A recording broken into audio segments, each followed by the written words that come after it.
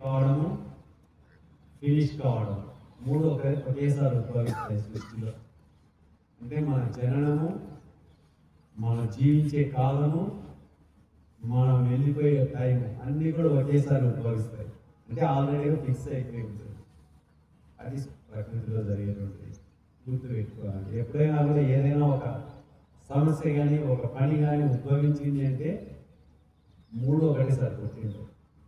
త్రిగుణాలు చెప్తున్నాం కదా, అవి మూడు ఆల్రెడీగా దానికి మనం ఏదైనా ఇది విన్నాం అనుకోండి, దీని మీద ఏముంటుంది చూడండి, మీరు ప్యాక్ చేస్తే ఉంటుంది, ఎక్స్పైరీ డేట్ కూడా రెడీగా పెట్టేసి.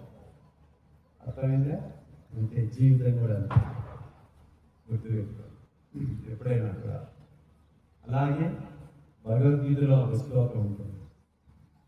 నిన్న పేపర్లో మీరు చదివారు, ఒక ఆయన రాశారు, దీనికి జ్ఞానం గురించి ఎవరో రాశారు. అర్జునుడు చనిపోతే అర్జునుడు వస్తారు, అర్జునుడిని పక్కన పోయింటాడు కదా, ఎక్కడో తీసుకుపోయింటాడు, అక్కడ ఉన్నాడు. అర్జునుడు ఉంటే అర్జునుడు చావడు, కానీ అర్జునుడు చావాలి. చెప్పాను కదా, ముందే ఫిక్స్ అయి ఉంటుంది ఏదైనా.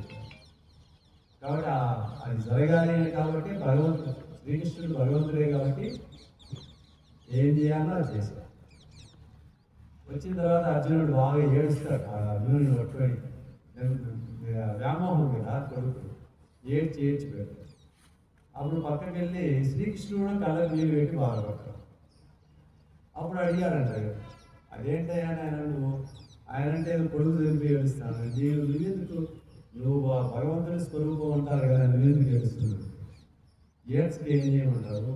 కురుక్షేత్రం ప్రారంభం కాకముందే నేను భగవద్గీత అంతా బోధించాను అర్జునుడికి. నాయన ఇలా ఉంటుంది ఆత్మజ్ఞానం అంతా చెప్పేశాను, అయినా కూడా మళ్ళీ ఇప్పుడు వ్యామోహంలో కూడా ఏడుస్తున్నాడంటే నేను చెప్పినటువంటి జ్ఞానం అంతా వృధా అయిపోయింది అని నాకు ఏడుకొస్తాను అని నాకు అర్థమైందే. అంటే ఆచరణలో లేకపోతే అలా ఉంటుంది. మరి నిజమే కదా, భగవద్గీత అంతా విన్నాడు కదా, ఈ శరీరం నేను కాదని తెలుసుకున్నాడు కదా. అసలు ఇక్కడ ఉన్నటువంటి వాళ్ళు ఎవరు నేను కాదు, వీళ్ళందరినీ కూడా నేను సంహరించడం లేదు, ఎవరెవరి కర్మానుసారం వాడు సంహరించబడతాడు అని అన్ని చెప్పేశాడు. అయినా కూడా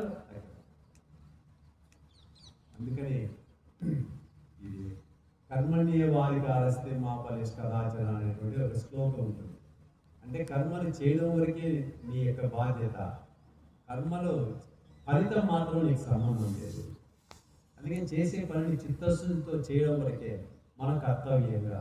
బాధ్యత కర్తవ్యం రెండు పదాలు ఉంటాయి.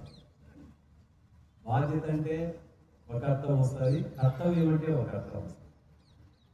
మరి వాటి గురించి ఇప్పుడు కాదు కానీ రేపు చెప్తాం. బాధ్యత అంటే ఏంటి, కర్తవ్యం ఏంటి, ఒక పని బాధ్యతగా ఎప్పుడు ఉంటుంది, కర్తవ్యంగా ఎప్పుడు ఉంటుంది, కర్తవ్యం బాధ్యతగా ఎలా మారిపోతుంది, ఇవి మనం తెలుసుకుంటే మన జీవితంలో. ఎందుకంటే నిరంతరం మనం అవి చేస్తున్నాం, నిరంతరం వీటిలో ఉన్నాం, మనం కర్తవ్యంలో ఉన్నాం. మనం భూమి మీదకి వచ్చాము అంటే మనం ఇంట్లో ఇప్పుడు పనులు చేయడంలే, పిల్లల్ని పెంచడంలే, చదివించడంలే, మరి అది కర్తవ్యమా బాధ్యత అది తెలుసుకుంటాం. రేపు గుర్తు చేయండి, రేపు